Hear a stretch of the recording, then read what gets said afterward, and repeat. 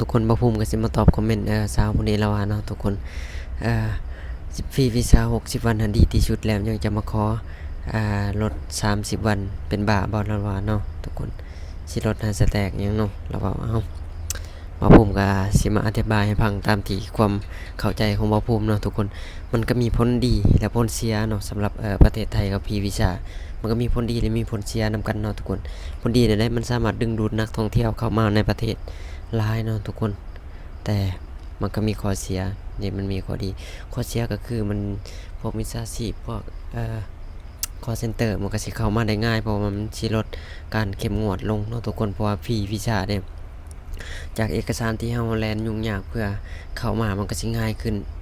เพราะว่ามันฟรีวีซ่ายังแรงงานเถื่อนก็สิมาเฮ็ดงานบ่อยากเฮ็ดทำบัตรแรงงานเพราะว่ามันอยู่ได้ตั้ง60วันเด้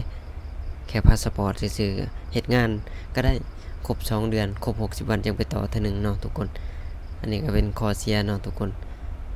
นี่แหละเป็นหยังเขาถึง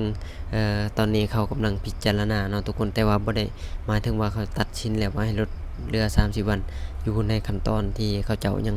พิจารณาอยู่เนาะทุกคนสำหรับผู้นี้น่าจะถือเป็นแบบพาสปอร์ตท่องเที่ยวเนาะเราจึงบ่อยากให้ลดเนาะทุกคน